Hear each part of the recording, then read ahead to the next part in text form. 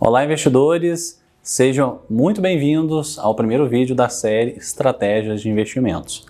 E hoje a gente vai abordar um tópico que eu particularmente acho muito interessante, que é a previdência privada. Infelizmente, eu sei que muitos investidores não gostam de tratar sobre isso ou têm um receio muito grande por experiências do passado que não deram muito certo. Mas particularmente acho a previdência, eu utilizo a previdência como estratégia de investimento por uma série de razões. A primeira delas é a questão do inventário. Não sei se vocês sabem, mas a previdência é uma das categorias que não entra no processo de inventário em caso de falecimento do investidor. Então muitas famílias, já por exemplo com uma idade mais avançada, optam em realizar a previdência para uma situação de planejamento sucessório, justamente porque, caso aconteça uma fatalidade, a família tem condições de acessar o restante dos patrimônios da família. Então, por exemplo, se você tem aí ativos imobilizados, fazendas, imóveis, gado, se algo nesse sentido acontece, a família não tem possibilidade de fazer a venda desses imóveis, desses outros ativos. E a previdência justamente entra como facilitador de tudo isso. Dentro de uns 25, 30 dias, de forma geral, os fundos já são liberados para os beneficiários, que são ali identificados pelo investidor no momento que ele faz a contratação da previdência, e logo na sequência a família consegue custear todas as despesas, né? Advogado, ITCMD, todos os impostos de cartório, tudo isso, e já consegue acessar todos os bens da família. Então, por conta disso, eu já disparado acho que a previdência é uma estratégia que pode ser utilizada por praticamente todos os investidores. E aí existem outras características que também trazem algumas vantagens interessantes. Por exemplo, a questão do débito automático. Muitos investidores não conseguem se controlar as despesas, os orçamentos familiares, ou por conta da rotina bastante turbulenta no dia a dia, e acabam se esquecendo simplesmente de fazer uma TED para sua conta de investimento para fazer a alocação dos recursos. E a Previdência tem essa característica muito bacana, porque se você recebe, por exemplo, dia 10 e configura o débito automático da sua Previdência dia 11, você particularmente nem percebe quais são os momentos que aquele dinheiro sai da sua conta para aquele fundo específico que você definiu. E aí, óbvio que a gente pode escolher uma previdência de acordo com o seu perfil, de acordo com o seu planejamento, pode ser uma previdência mais conservadora, moderada ou até agressiva. Isso vai depender justamente da conversa que a gente vai ter na identificação dos seus objetivos. Então eu particularmente gosto muito dessa característica do débito automático por conta disso. Ela cria um hábito muito bacana e justamente por você não esquecer de fazer esses aportes periodicamente. E aí outra característica interessante da Previdência é a questão tributária.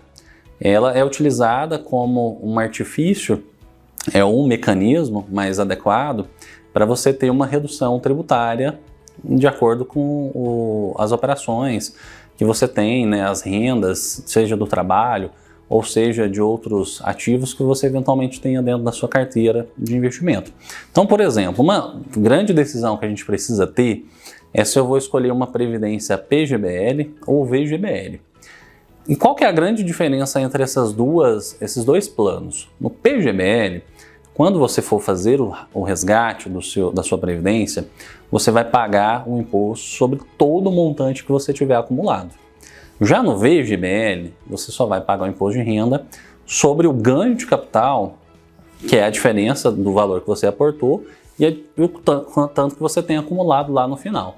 Então essas são duas importantes decisões a serem tomadas. Quando você faz o PGBL, você é um profissional, por exemplo, CLT, funcionário público, ou que tem as despesas tributáveis já na fonte, você deve optar em fazer uma PGBL, porque até 12% da sua renda tributável pode ser deduzida dentro da Previdência. Então vamos imaginar que você tem aí uma renda de R$100 mil ano, R$12 mil, você pode alocar isso dentro de uma previdência e utilizar essas despesas junto com as despesas médicas, hospitalares, educacionais ou pensão alimentícia na dedução do seu imposto de renda, se você fizer, inclusive, ela completa. Porque se você fizer ela simplificada, você deveria então ter optado pelo VGBL, porque você não tem essas vantagens tributárias para serem utilizadas.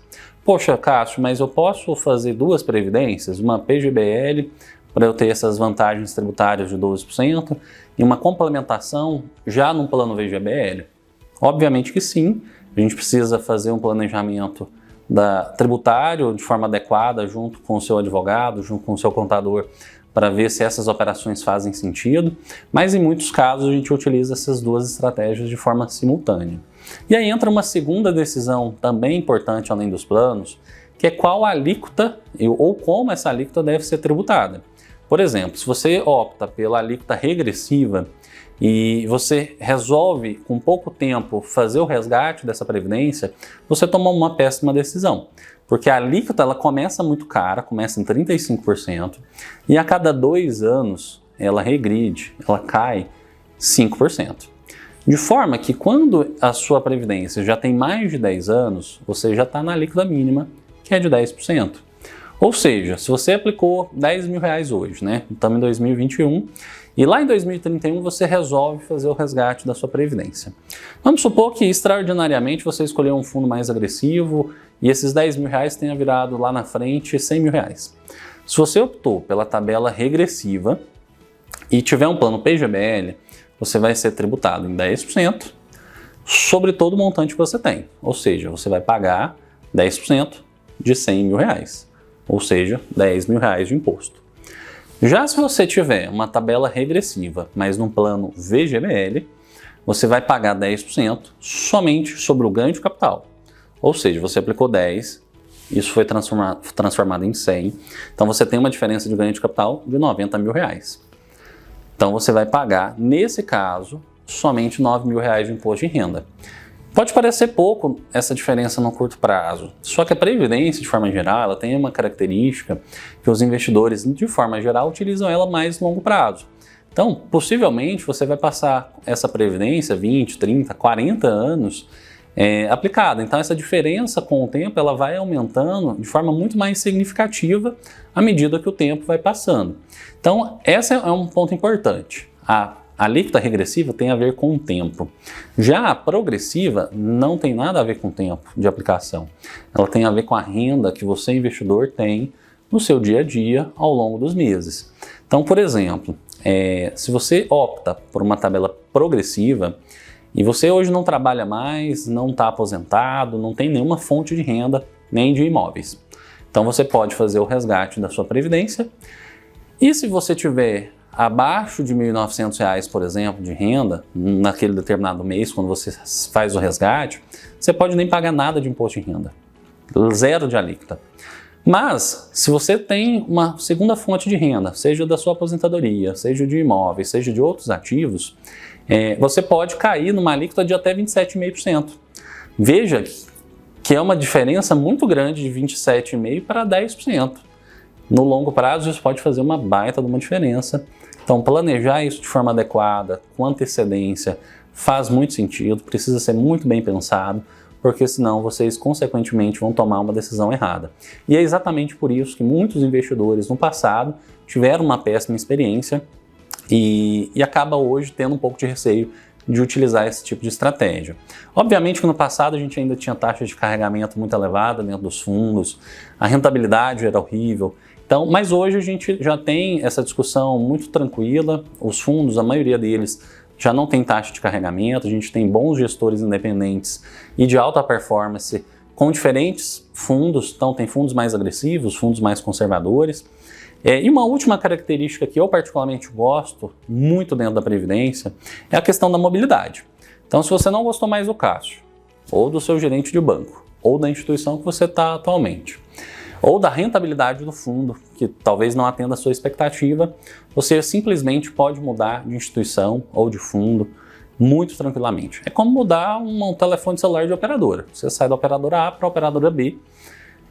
Só que na Previdência leva um pouco mais de tempo. Isso leva aí entre 15 e 20 dias para ser concluído, com a grande vantagem de você não ter que pagar imposto de renda nessas mudanças. Porque lembra que se você tivesse ativo de renda fixa ou de renda variável, você teria que vender esses ativos serem tributados. Aí eu compro de novo E aí o dia que eu resolvo fazer a liquidação, eu sou tributado de novo. Então nessas movimentações, essa mobilidade dentro da Previdência, ela é muito interessante por conta disso. Você adia o pagamento do imposto de renda o máximo possível. E aí qual que é a vantagem dentro de uma estratégia de alocação, por exemplo? Que a gente pode utilizar isso de acordo com o cenário que a gente estiver passando. Então se você conseguiu perceber que a gente vai passar por uma situação de crise, poxa, eu via o coronavírus chegando na China com um pouco mais de antecedência e percebi que aquilo ia espalhar pelo mundo, por exemplo. Poxa, vamos portabilizar meus ativos todos para uma previdência totalmente conservadora, na renda fixa. Você espera algum tempo dentro de uma estratégia mais conservadora e quando todos os ativos estão defasados, uma situação política, econômica ou de saúde como a gente tem passado aí mais recentemente, e todos os ativos estão em baixa, você pode moldar a sua estratégia para um fundo mais agressivo, se assim você desejar, e aí você terá adquirido um fundo onde os ativos estão realmente totalmente em baixa.